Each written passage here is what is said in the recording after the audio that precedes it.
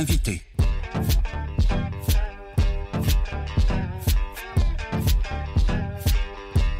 Coup d'œil sur l'actu avec l'invité des regards. Et nous sommes toujours sur Radio Anthropocène, Oriz à l'école de l'Anthropocène 2022. Nous accueillons à présent Yves Citon pour son coup d'œil sur l'actu. Bonjour Yves Citon. Bonjour. Bienvenue sur Radio Anthropocène. Merci beaucoup pour l'invitation. Alors Yves Citon, vous avez la chance d'être payé pour étudier et enseigner la littérature et les médias à l'université Paris 8 Vincennes-Saint-Denis.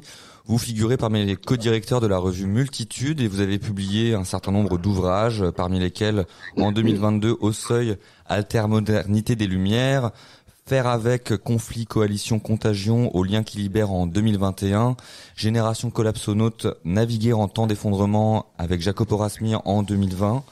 Et nous vous invitons également pour vos travaux qui se concentrent sur l'attention, puisque vous avez travaillé sur l'économie de l'attention et l'écologie de l'attention, on y reviendra. Vous êtes professeur de littérature et chercheur en médiologie, je le disais. Est-ce que vous pourriez rapidement préciser à nos auditeurs de quoi il en retourne, ce qui se cache derrière un mot en apparence difficile d'accès qu'est la médiologie, Yves Citon ? D'accord. Alors, la médiologie, c'est un mot un petit peu qui peut avoir plusieurs significations parce que soit on peut l'utiliser pour traduire ce qui s'appelle, par exemple en anglais, media studies, les études de médias, ou dans le domaine germanique, il y a beaucoup d'études de médias en France aussi. En France, il y a une école de médiologie centrée autour de Daniel Bougnoux, Régis Debray, qui a développé ceci depuis les années 80, je crois, 70-80, mais qui reste assez spécifique et assez isolé. Donc moi, j'aime beaucoup ce que font Daniel Bougnoux et les autres, mais je suis pas vraiment là-dedans. Pour moi, c'est plutôt les études de médias. Et alors, pour dire de quoi il s'agit d'essayer de penser les régimes de pouvoir dans lesquels nous vivons à partir des médias. En particulier, j'ai fait un livre qui s'appelle Médiarchie, qui commence par dire que nous pensons que nous vivons dans des démocraties, à savoir que c'est le peuple, les gens, comme people en anglais, c'est les gens, soit le peuple qu'on unifie, soit les gens, vous et moi, les individus, qui choisissent leur gouvernement, qui votent, etc., etc. Alors que si on s'intéresse aux études de médias, on est assez vite porté à penser que ceux qui votent, c'est bien des gens, mais c'est pas juste des individus, c'est des publics. Et les publics, ils n'existent pas comme tels, ils existent en fonction de médias. Et justement, les médias, alors à la fois répondent aux attentes du public, mais préforment ou conditionnent ces attentes du public en donnant telle ou telle chose. Et forcément, ce dont vous parliez dans vos actualités à propos de Bolloré et de tout ceci, c'est au cœur des études de médias, de la médiologie aussi. En France, je m'arrête juste là-dessus, en France, on parle beaucoup de sciences de l'information et de la communication. C'est ça qui a voix au chapitre à l'université, et c'est très intéressant et c'est plutôt sociologique. Nous, ce qu'on fait, c'est plutôt d'essayer d'utiliser des réflexions théoriques et de la spéculation sans vraiment faire d'études de sociologie qui sont pourtant très très précieuses. Je vous écoute. Et justement, nous avons intitulé cette émission La fabrique de l'inattention à l'heure de l'Anthropocène. À quoi ne prête-t-on pas attention? Et vous, en tant que chercheur de médiologie, donc travaillant sur les médias, est-ce que vous pouvez nous faire un petit retour, votre avis, ou alors qu'est-ce que vous pouvez dire de justement ce dont on a parlé dans le journal, de cette concentration des médias, et notamment dans les mains d'un homme qui est Vincent Bolloré? Oui, alors justement, ça m'intéressait beaucoup ce que vous dites, qui est forcément très très très important. Donc la première chose à dire, c'est il est dramatique qu'on ne parle pas davantage de ce dont vous avez parlé tout à l'heure, à savoir qui possède par des régimes de propriété, d'économie, de finance, etc., qui possède les médias. Ça, c'est une analyse, une critique justement qui se fait bien dans les sciences de l'information et de la communication et qui est nécessaire. Donc ça fait longtemps, il y a des gens qui s'appellent Chomsky, il y a des gens qui font des enquêtes et des sites web, etc., qui dénoncent l'accaparement de pouvoir médiatique à travers du pouvoir financier, et c'est essentiel. Moi, ce que j'essaye de dire, pas du tout contre ça, mais en plus de ça, c'est de dire qu'il y a un autre problème qui est un peu différent. Alors, je ne sais pas s'il est plus profond, mais en tout cas, il se situe à un autre niveau, qui est que alors ce qu'on appelle l'économie de l'attention, à savoir le fait que notre attention soit devenue une marchandise qui s'achète et se vend, c'est différent du fait que M. Bolloré possède ou ne possède pas plein de chaînes de télévision, de journaux, d'éditeurs, etc. C'est peut-être lié à ceci, mais c'est quand même différent. Et alors justement, qu'est-ce que c'est? oui, justement, enfin, vous devancez nos questions, c'est parfait, Yves. Justement, je voulais vous faire insister peut-être sur ce que recouvre ce terme d'économie de l'attention. On le sait, le président de TF1, je crois, si je ne m'abuse, avait déclaré qu'on vendait du temps de cerveau disponible. Tout à fait. Est-ce que vous pourriez revenir pour nos auditeurs sur ce qui fonde cette économie de l'attention et poursuivre plus en avant là-dessus? Tout à fait. Donc, quand on parle d'économie de l'attention, on parle souvent de choses assez diverses. Et je vais essayer de classifier un petit peu ça. Soit on peut avoir une approche très très large et qui dit simplement il y a des intérêts, il y a toujours des intérêts en jeu à capter l'attention des autres humains. Et si on se dit ceci, donc l'économie au sens le plus général, disons, on a des intérêts et on gagne ou on perd en faisant ceci ou en faisant cela, on peut étendre l'économie de l'attention jusqu'à la rhétorique, jusqu'à Aristote, jusqu'à Quintilien il y a 2000 ans.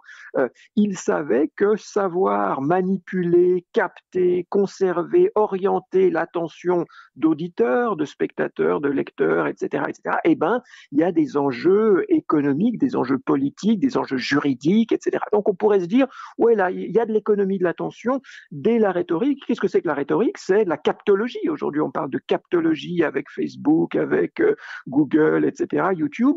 Bah, la captologie, ça remonte à la rhétorique classique, ancienne. Moi, j'ai envie de dire, c'est beaucoup plus intéressant de parler d'économie de l'attention à partir de 1830. Pourquoi 1830? Parce qu'il se passe quelque chose avec le développement des nouveaux médias de l'époque. Les nouveaux médias de l'époque, c'est les périodiques, en particulier les quotidiens. Ça commence à peu près 50 ans avant, et là, les quotidiens commencent à avoir un véritable pouvoir sur la société. Et qu'est-ce qui se passe? En même temps, à Paris, à New York et peut-être un peu ailleurs, des chefs de presse, des possesseurs, Bolloré de l'époque, se rendent compte qu'ils peuvent vendre leur quotidien à moitié prix du prix de production. Si ça coûte $1 de produire le papier, etc., ils le vendent à 50 centimes. Et comment ils font avec les autres 50 centimes? Ils font payer des gens qui vont mettre des annonces, de la publicité, de la réclame dedans. Et qu'est-ce que ça veut dire, ce régime-là? Ça veut dire que les 50 centimes, ils viennent de la vente de l'attention des lecteurs à des annonceurs. Donc ça, c'est pas nouveau, ça date au moins de 1830, et ça veut dire que l'attention devient une marchandise. L'attention humaine, ça s'achète, ça se vend et ça devient une marchandise. Donc moi, j'ai envie de dire que c'est vraiment à partir de là où on peut parler d'une économie de l'attention. Et je finis là-dessus. Qu'est-ce que ça veut dire aujourd'hui? Et c'était mon ajout à la critique absolument légitime de la concentration de pouvoir chez des gens comme Bolloré, c'est de dire que même dans les chaînes publiques, donc qui ne sont pas possédées ni par Bolloré ni par ces autres milliardaires, il y a une logique qui s'est installée depuis très longtemps, en particulier parce que les chaînes publiques sont publiques, reçoivent de l'argent public, mais reçoivent aussi de l'argent ou de la publicité. Il y a une logique qui fait qu'un média peut survivre s'il arrive à capter assez d'attention pour la vendre ensuite à des annonceurs. Et donc, à partir du moment où vous avez de la publicité, même si c'est possédé non pas par Bolloré, mais par qui vous voulez, il y aura une pression à mettre en haut de l'agenda médiatique ce qui va attirer de l'attention. Donc forcément des scandales, des crimes, des choses un petit peu spectaculaires, plutôt que des choses de long terme comme des problèmes climatiques, des choses qui vont arriver dans 30 ans, des choses qui sont un petit peu compliquées, parce que s'il faut faire une demi-heure d'explication, ça va forcément lasser une partie de l'audience. Donc il y a toute une série de présélections, de formats, de la façon dont on peut parler du monde qui nous entoure, qui, alors oui, sont sans doute influencés par le fait que Bolloré possède un EPR ou je sais pas quoi, ou non, qu'il a des intérêts dans le nucléaire ou autre chose, et forcément on va moins en parler, oui, forcément, ça c'est important, mais la façon même dont on parle du nucléaire, la façon même dont on parle de l'écologie et du climat, elle va être amputée, je dirais, par cette économie de l'attention qui est prévalente. Au point même, et je finis là-dessus, que même des institutions qui n'ont pas de publicité ou qui ne vivent pas forcément de la publicité parce qu'elles sont financées par l'État, il y a une certaine vision de la démocratie. La démocratie, on est tous d'accord que c'est une bonne chose, qui dit plus il y a de monde qui en profite, mieux c'est. Et à partir du moment où on se dit plus il y a de monde qui en profite, plus on a de public, c'est très légitime. Mais moi, j'ai envie, avec tout ce qu'on fait, on a envie que plein de gens profitent ou apprécient ce qu'on fait. Donc ça, c'est tout à fait naturel. Mais ce plus de public égale mieux nous met de façon souvent subreptice et un petit peu perverse dans cette logique de l'économie de l'attention. Voilà, donc je viens de suggérer qu'elle a des effets pervers aussi, sur lesquels peut-être on peut continuer selon vos questions. donc vous venez de prédire que Radio Anthropocène avait assez peu de chances de réussir finalement. Alors ça dépend, parce que tout n'est pas clair. Oui, enfin, je crois pas que vous allez rivaliser avec TF1 demain matin ou avec France Inter, je sais pas. Mais on ne sait jamais. Il y a toujours des surprises. Donc il faut miser là-dessus. En même temps, il faut être un petit peu réaliste en se demandant comment on peut utiliser. Donc je crois que ce qu'il faut, c'est vraiment de comprendre les strates. Moi, je suis Radio Anthropocène parce que je suis dans une revue qui s'appelle Multitude. Vous avez gentiment mentionné ça. Et si on arrive à avoir 300 personnes qui lisent notre truc, alors qu'on se crève à faire la chose, en tout cas sur papier, on est content. Donc après, il y a des diffusions. Mais il y a des diffusions différentes par le web, par des choses. Donc on ne sait jamais vraiment ce qui fait public, en tout cas pas à court terme. Donc il faut y aller. Et en même temps, c'est la dernière chose que je dirais pour ceci, il faut absolument remettre en question la structure, les infrastructures qui décident quand même assez largement de quel public est accessible par quel média. Donc à la fois il faut faire ce qu'on peut à notre niveau, et c'est toujours merveilleux, et en même temps il faut questionner politiquement l'infrastructure des médias. Je vous écoute. Et justement, au sujet de cette infrastructure des médias, vous nous avez refait la généalogie de cette économie de l'attention qui débuterait au XVIIIe siècle avec l'apparition des premiers quotidiens et des premiers patrons de presse et des annonceurs, etc.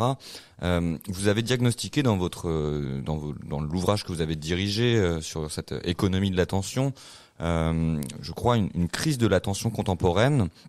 Et j'aimerais vous entendre peut-être sur ce que changent les nouveaux médias au sens infrastructurel du terme, les nouveaux appareils techniques dans la capture de notre attention.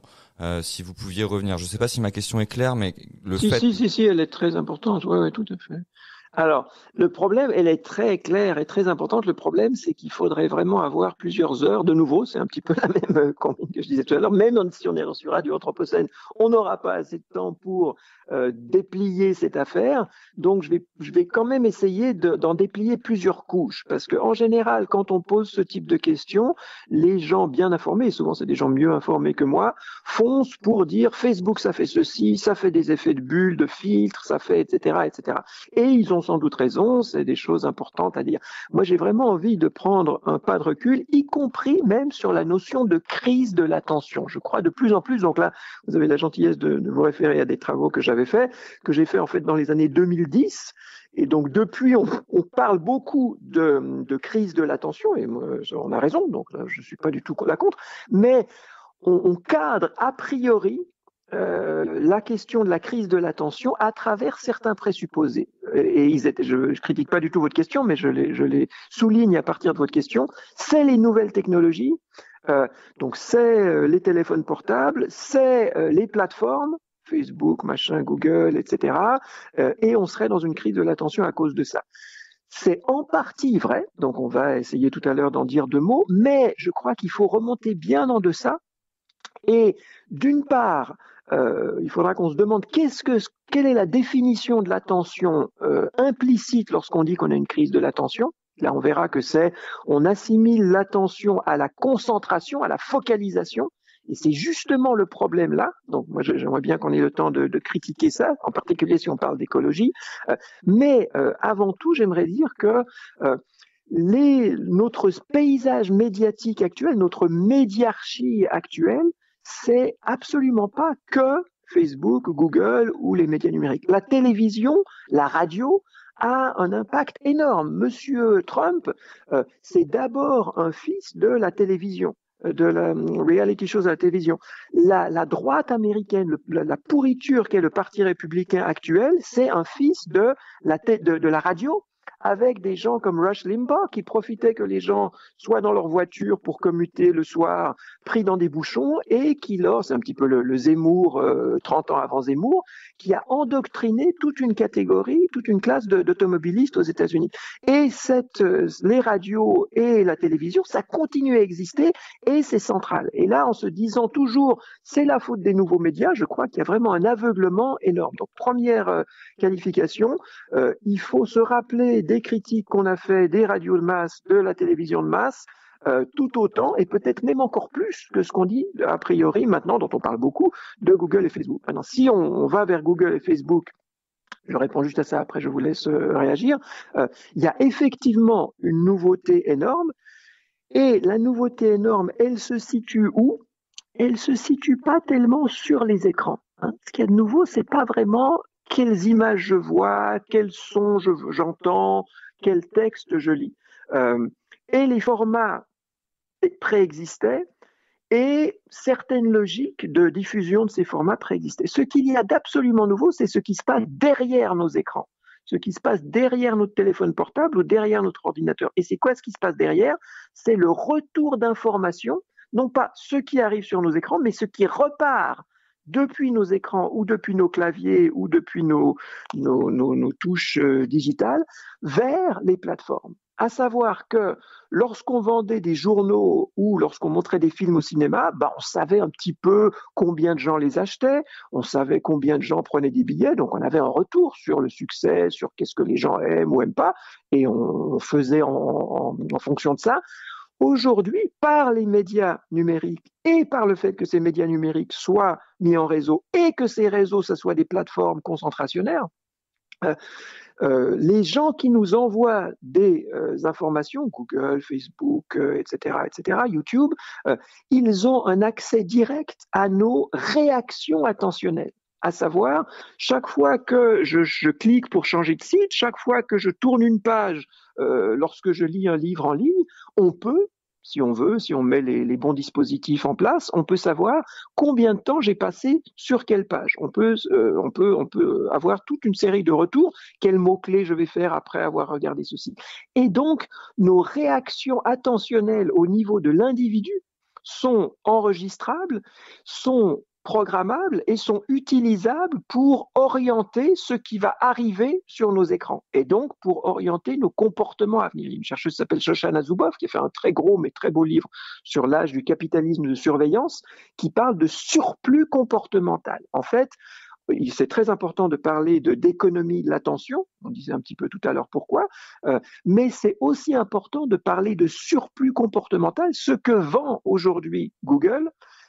Oui, c'est de l'attention aux publicitaires, mais c'est tout autant des prédictions sur nos comportements futurs et des prédictions sur la façon dont nos comportements futurs peuvent être infléchis, conditionnés, que ça soit pour voter, que ça soit pour acheter. Et donc, parler de surplus comportemental, à mon avis, c'est tout aussi utile. Et là, vous avez raison, je m'arrête, c'est complètement lié au fait que lorsqu'on est sur un écran numérique, en plateforme, en réseau et en plateforme, toutes nos réactions attentionnelles sont enregistrables et utilisables pour conditionner ce qui va nous conditionner, à savoir ce qui va arriver dans la seconde suivante. Je vous écoute. Alors Yves Citon, j'ai une petite question pour revenir un peu naïve sur la question. Vous avez parlé de crise de l'attention comme une crise un peu de la concentration. Mais ce que j'ai du mal à comprendre, c'est que finalement, peu importe sur quoi on se concentre, on est toujours autant concentré, que ce soit sur une radio conservatrice qui raconte un peu tout et n'importe quoi, qui endoctrine ses auditeurs, ou sur des médias de masse, ou sur des réseaux sociaux. Les gens restent accrochés à leur téléphone, donc ils sont toujours concentrés. Est-ce que je me trompe ? Tout à fait, tout à fait. Donc, merci de me donner la possibilité de développer un petit peu ceci. Alors, de nouveau, il faut toujours raisonner à travers plusieurs paliers, plusieurs strates, parce que ces choses-là sont complexes et on ne peut pas les régler à un seul niveau. Donc, d'une part, dans le livre que j'ai fait qui s'appelait Écologie pour une écologie de l'attention, j'essayais de lier deux choses, à savoir le fait que un médium dans lequel on est regardé TF1 ou consulter sa page Facebook, c'est une sorte d'environnement attentionnel. C'est un environnement, c'est un milieu attentionnel et donc il y a une écologie de l'attention. Si on vous bombarde de films à horreur, de poursuites en voiture, de gens qui se tirent dessus, c'est un certain milieu attentionnel. Si vous regardez un film de Godard ou de Strauby-Huillet ou je sais pas quoi, où ça se passe beaucoup plus lentement, où les gens parlent beaucoup, etc., ça va être une écologie de l'attention différente. Donc ça, c'est une première façon de penser l'écologie de l'attention. Mais il y a une autre façon qui est de penser notre attention aux problèmes écologiques. Et là, alors ces questions de crise de l'attention, on s'aperçoit que pendant, je sais pas, on va dire un siècle et demi, on a extrait une quantité énorme de pétrole, d'énergie fossile qu'on a envoyé dans l'atmosphère et on a très très peu fait attention. C'est pas vrai qu'on n'a pas fait attention, il y a des gens qui nous avertissaient, mais au niveau de nos populations, on n'a pas du tout fait assez attention à l'écologie. Donc il y a une crise, effectivement, on vit une crise de l'attention et ça c'est indéniable parce qu'on n'a pas fait attention à ce que nous faisions à nos milieux vitaux. Donc, on s'est concentré sur autre chose que ce qui importait vraiment. Et on continue à le faire. Monsieur Macron, qui nous dit qu'il va faire plein de choses, en fait, il fait beaucoup plus attention aux chiffres de PIB, à attirer des capitaux, à faire des choses. Et il n'est pas idiot, il a des bonnes raisons de faire ça, mais c'est des raisons qui ne sont pas du tout aussi bonnes que de faire plus attention aux problèmes climatiques, à tous les problèmes dont vous parlez, je pense, dans Radio Anthropocène, qui sont, à mon avis, plus pertinents, plus importants, et on n'y fait pas assez attention. Donc là, on peut se dire, à un premier niveau, la crise écologique, c'est une crise attentionnelle parce qu'on s'est concentré sur des choses qui étaient moins importantes que d'autres et on a négligé ces autres choses. Maintenant, ce qui me semble vraiment important pour nous, si on s'identifie à l'écologie, de mettre en question dans le cadrage même d'une crise écologique, c'est que l'attention, c'est pas seulement la concentration, c'est pas seulement la focalisation. Et là, un des problèmes qu'on a, c'est que on imagine ce que c'est que l'attention à travers un modèle visuel, souvent. Encore une fois, aux gens, vous faites des enquêtes. Encore une fois, vous devancez mes questions, Yves Citon. Ah, je suis désolé. Non, alors, c'est je très devrais bien. me taire. Alors, posez-moi la question. Alors, je vous pose la question. Je vous pose la question sur le modèle visuel. J'allais vous dire que la métaphore de la vue est largement déployée dans les ouvrages qui se concentrent sur l'attention. On parle de focalisation, de cécité attentionnelle, de point aveugle. Vous avez diagnostiqué également le changement de régime médiologique où on serait en train de vivre le passage d'un régime de l'attention livresque et de la concentration à celui d'une ère de l'image et de l'hyperlien. Vous nous parliez de la distraction, on diagnostique aussi à travers cette crise de l'attention l'idée d'une attention qui serait distraite.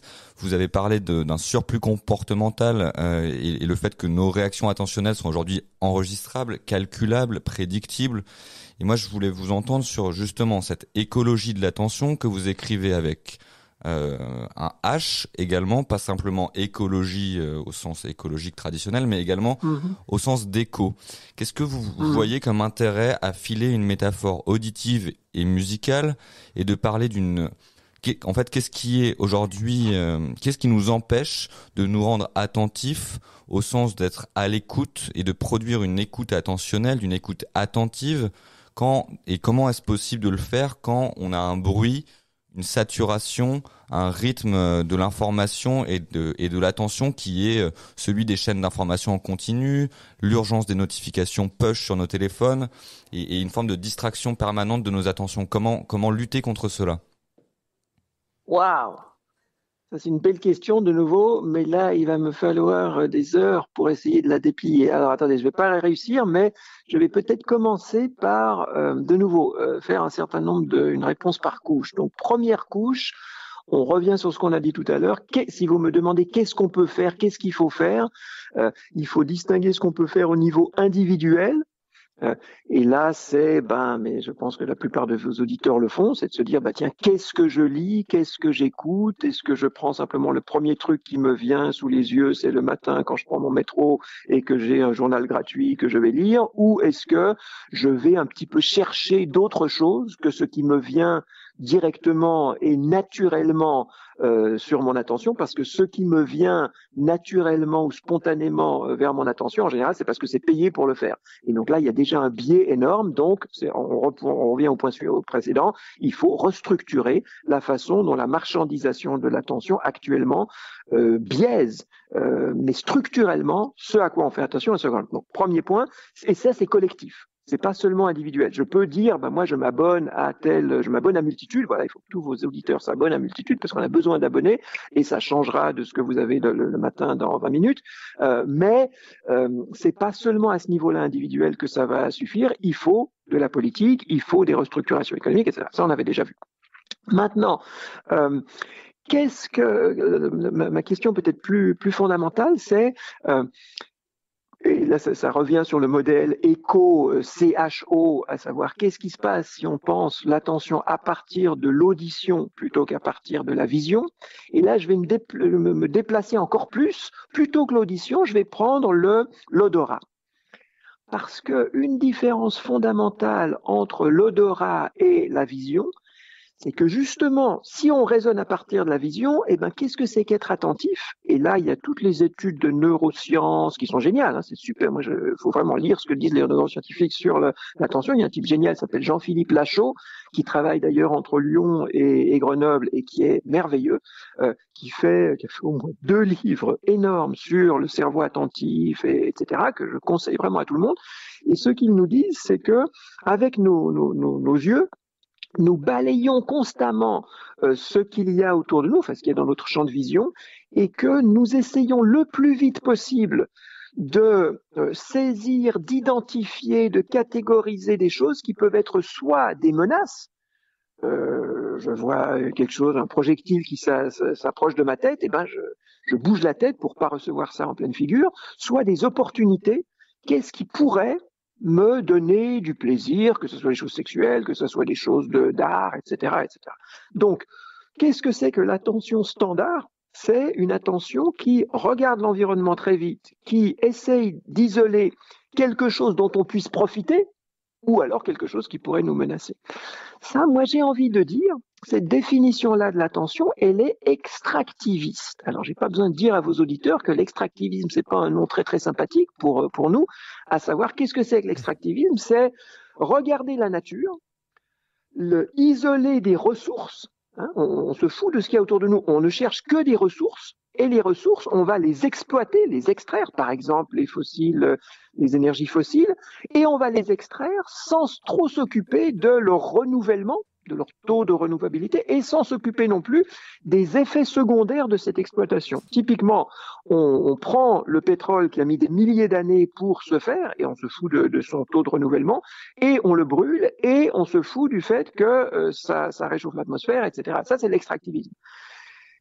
L'attention standard, telle que nous les décrivent les neuroscientifiques, et ils ont de bonnes raisons de le faire, c'est une attention extractiviste. On regarde l'environnement, on extrait des ressources, ça s'appelle des affordances, ça s'appelle des choses qu'on peut faire avec ce qui nous entoure, mais c'est comme ça qu'on fonctionne. Et donc, on isole. Qu'est-ce que ça veut dire? On a un background, on a un fond, et dans ce fond, on isole ces ressources. On identifie, on catégorise, on fait un focus, on se focalise sur des figures qui peuvent nous être utiles, des figures de quelque chose qui soit nous menace, soit... Donc ça, c'est l'attention humaine telle qu'on la pense habituellement. Maintenant, à travers la vision. Maintenant, pensez à ce qui se passe lorsque vous reniflez quelque chose. D'abord, on sent que ça pue. Ou que ça sent bon, ça dépend. Bon. Et après, forcément, on essaye de regarder peut-être d'où ça vient, parce que c'est pas évident. Mais il y a d'abord cette impression qu'il y a quelque chose dans le milieu. C'est le milieu qui pue. Et il y a une source qui va puer dans ce milieu. Mais c'est le milieu qui pue. Qu'est-ce qu'on a là? On a une image d'attention qu'avec Jacopo Razmi, on a fait ce livre qui s'appelle Génération collapsonaute. On propose d'appeler ça une attention, non pas une attention extractiviste standard, qui est celle qu'on a et qu'on va jamais dépasser. Enfin, c'est absolument nécessaire d'entendre les avertissements quand quelqu'un klaxonne. Il faut avoir conscience du danger. Donc, il faut aussi vite que possible réagir. L'extractivisme attentionnel, c'est nécessaire. Mais il faut le compenser. Il faut lui surajouter une attention que nous appelons collapsonaute. Et cette attention collapsonaute, justement, elle essaye de se sensibiliser au fond comme fond. Pas seulement aux figures qu'on en extrait, mais au fond comme fond. Donc, aux environnements comme environnement. Donc, au milieu comme milieu. Et peut-être l'image la plus claire qu'on a de ça, c'est justement ça pue. Et vous connaissez sans doute les travaux de cet historien génial qui s'appelle Jean-Baptiste Fressoz. Jean-Baptiste Fressoz, dans L'Apocalypse joyeuse, qui est un livre qui doit dater maintenant de 10 ans, a très très bien analysé historiquement comment, entre le fin du XVIIIe et XIXe siècle, les gens, quand on a établi les grosses industries, les gens sentaient que ça puait. Les gens voyaient que les poissons mouraient dans les rivières. Ils n'étaient pas plus cons que ça. Ils avaient une sorte de conscience écologiste qui est simplement une attention au milieu dans lequel on vit. On a une attention à l'environnement. Et que Jean-Baptiste Fressoz développe très très bien comment on a mis en place des désinhibitions. On avait des inhibitions. Si les poissons meurent, c'est quand même pas bien cette histoire d'usine. Ou si ça pue, c'est quand même dégueulasse. On veut pas ça. Et on a mis en place des désinhibitions pour dire oui, ça pue un peu, mais alors vous allez être riche. Ou alors les poissons meurent, mais on va cultiver on va avoir plein de porcs partout. Et puis c'est les porcs. Et donc voilà, je m'arrête ici. Mais donc développer une attention collapsonaute dans l'effondrement dans lequel on est en train de vivre, c'est justement essayer de remettre en question l'équation entre être attentif et focaliser, concentrer sur son attention sur ceci ou cela. Ça peut être justement une forme de distraction. Se distraire du PIB aujourd'hui, c'est ça l'écologie, peut-être. Et justement, merci Yves Citon. On va revenir sur cette question de l'attention collapsonaute et sur la question écologique, mais juste avant, je vous propose de faire une petite et courte pause musicale et de revenir tout de suite pour la suite de notre entretien sur Radio Anthropocène.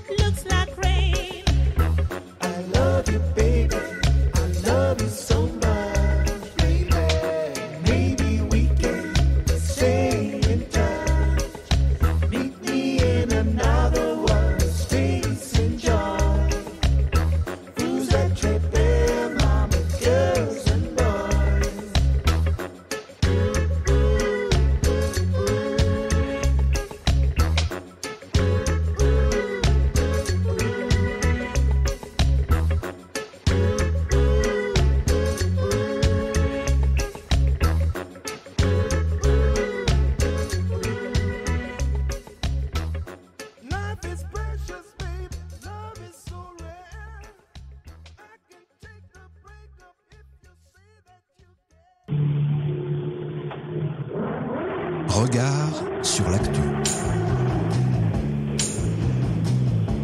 Regard sur l'actualité à l'aune de l'Anthropocène.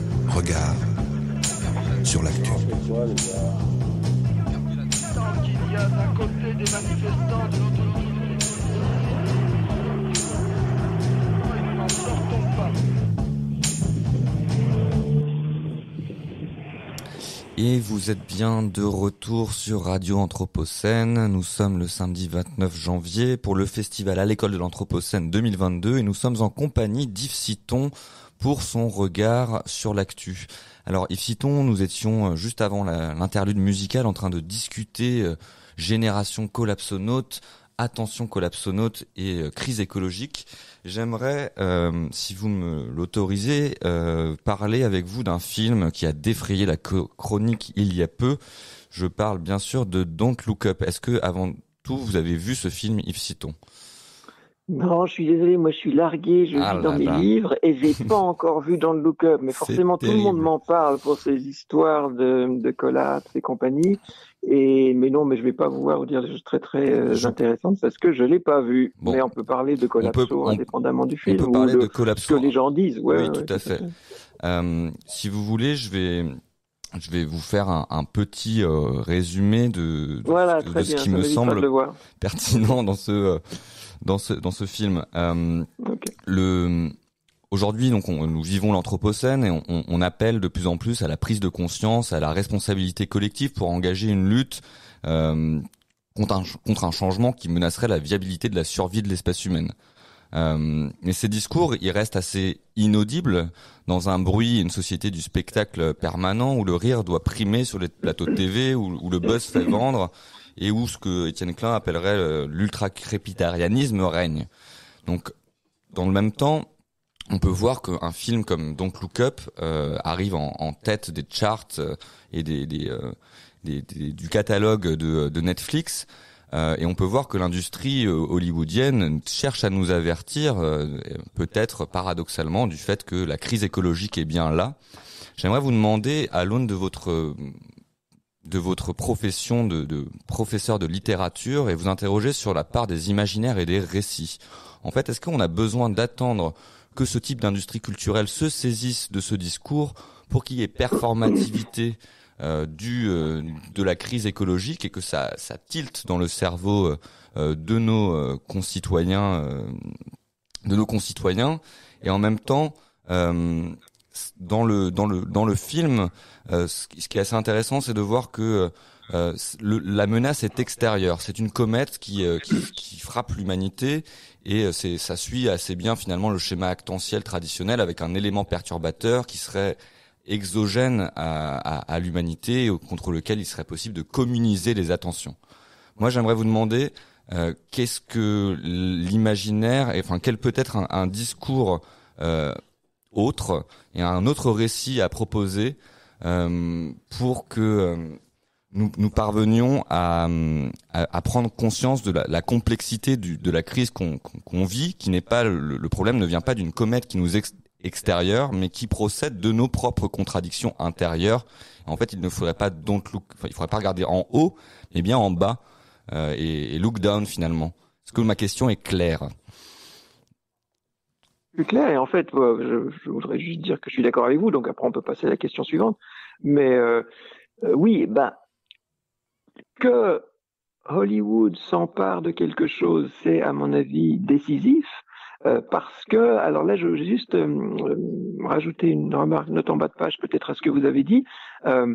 La collapsologie en France, et je souligne 3 fois en France, ou dans le domaine francophone, disons, elle a eu quand même un moment de visibilité médiatique assez extraordinaire dans les années entre 2018 et 2020. C'est là où on a fait le livre avec Jacopo Razmi, où justement on a fait ce livre parce qu'on était frappé du fait que dans les librairies, on voyait Pablo Servigne et Jared Diamond, etc., Anna Tsing, quand même partout. que TF1 ou France 2, etc., interviewaient Pablo Servigne, faisaient plein de choses sur le risque de collapse, etc. Et ça nous frappait. Alors avec Jacopo, on a appelé ça génération collapsologue parce que lui, il est jeune et moi, je suis vieux. Moi, je préfère d'ailleurs la première version de Prince. Là, vous avez donné une ressaucée de Prince qui était un petit peu poussive quand même. Donc moi, je suis assez vieux pour préférer la première version de Prince de la chanson que vous avez passée, mais peu importe. Merci beaucoup. Mais aussi, je l'ai dit au technicien ce matin. Merci. Ah, d'accord. Mais aussi parce que lui, il est italien. Et il regardait donc juste de l'autre côté des Alpes, c'est pas très très loin l'Italie. Mais alors qu'on parlait plein de gens quand même parlaient de collapsologie en France, en Italie, c'était calme plat. Et donc que Hollywood fasse quelque chose là-dessus, c'est intéressant. Mais Hollywood a fait des scénarios millénaristes, apocalyptiques, etc. bien avant ça. Et alors la première partie de votre question, oui, c'est indispensable. Moi, je crois. Alors c'est peut-être idiot, mais je crois que les scénaristes de Hollywood ont un pouvoir de transformation politique bien plus important que M. Macron. Les fictions, les images, les schémas narratifs qu'ils déploient et qui sont ensuite vus et vécus, parce qu'une narration, on se plonge dedans, on la vit, on en a l'expérience. Donc, de faire vivre à des millions et des centaines de millions de gens certains schémas narratifs, à mon avis, ça change les conceptions des crises climatiques ou des crises environnementales beaucoup plus que ce que le président fait ou ne fait pas ici en France. En tout cas, différemment et peut-être plus profondément. Il ne s'agit pas de dire que l'un compense l'autre, mais en tout cas, il faut au moins porter aussi attention à ça. Maintenant, comme vous l'avez très bien dit aussi, tout dépend de quel type de schéma narratif on construit pour construire ces imaginaires. On a en France quelqu'un qui s'appelle Alain Damasio qui réfléchit beaucoup justement à la construction des imaginaires, aux luttes des imaginaires et à comment on construit des récits qui immergent le lecteur ou le jeu vidéo, si on fait des jeux vidéo, dans une certaine position face à justement ce qu'on peut appeler des schémas actentiels qui produisent certains effets. Et là, alors de nouveau, j'ai pas vu dans le look-up, mais ce que vous m'en dites et ce que m'en ont dit d'autres personnes aussi, le problème principal, c'est qu'on a toute l'angoisse que la collapsologie génère, sans du tout indiquer les causes internes, et justement pas un truc complètement extérieur qui nous tombe dessus, mais les causes internes qui fait que nous produisons la comète qui nous retombe sur la figure. Et donc là, c'est à la fois bien qu'on parle de problèmes climatiques, mais on n'en parle pas parce qu'on n'a que ce qu'il y a justement. Et là, peut-être que ça retombe sur ce qu'on disait tout à l'heure sur l'économie de l'attention. On n'a que l'affect qui stupéfie, qui surexcite, auquel on ne peut pas ne pas être pris. Et on n'a pas l'analyse des causes qui devrait aller avec. Donc là, de nouveau, j'ai pas vu le film, donc peut-être que c'est beaucoup plus subtil que ça, mais non, mais vous êtes dans le juste. Vous êtes dans le juste. Voilà. Vous me l'avez soufflé, c'est pour ça. Ouais, la dernière question, Yves Citon, parce que hélas le temps passe trop vite. Vous dans votre ouvrage L'écologie de l'attention, vous appelez, je le disais, à une écologie avec un H cette fois-ci, et à une attention polyphonique qui serait celle d'une écoute des voix en contrepoint, le fait d'avoir un art de la dissonance conviviale. Moi, j'y vois un parallèle avec une forme d'improvisation musicale peut-être, où l'harmonie existerait dans la disharmonie. On se rappelle du choc esthétique qui a pu produire le Sac du printemps à sa sortie. Absolument. J'aimerais du coup peut-être un mot conclusif à cet égard. Il nous reste très peu de temps. Mais est-ce que ça vous inspire un dernier mot? Alors ça m'inspire tout à fait que c'est vraiment pour moi dans les cultures africaines et afro-américaines qu'on va trouver de quoi, alors de façon, faut pas que ce soit extractiviste, mais où on doit vraiment apprendre des façons d'improviser. Et là vous parlez du Sacre du printemps qui est pas vraiment improvisé, mais il y a toute la musique afro-américaine, alors qu'on appelle jazz, qu'Alexandre Pierrepont appelle chant jazzistique, qui est donc beaucoup plus large et qui fait que justement des gens ensemble, apprennent à s'écouter, à jouer ensemble, à improviser ensemble face à des choses imprévisibles et inconnues. Et que là, je crois qu'on a vraiment, nous les Blancs occidentaux qui avons conquis le monde avec nos schémas de programmation et d'une certaine rationalité, on a tout à apprendre d'autres cultures et en particulier de la culture africaine-américaine, de ce qu'elle fait avec le jazz, parce que là, c'est vraiment des résonances attentionnelles qui sont vitales aujourd'hui. Eh bien, merci beaucoup Yves Citon. Je rappelle que vous êtes professeur de littérature à l'université Paris 8 Vincennes-Saint-Denis et que vous travaillez sur les médias et l'attention. Nous arrivons malheureusement à la fin de cet entretien. Merci beaucoup de nous avoir accompagnés pendant cette heure. À bientôt sur Radio Anthropocène.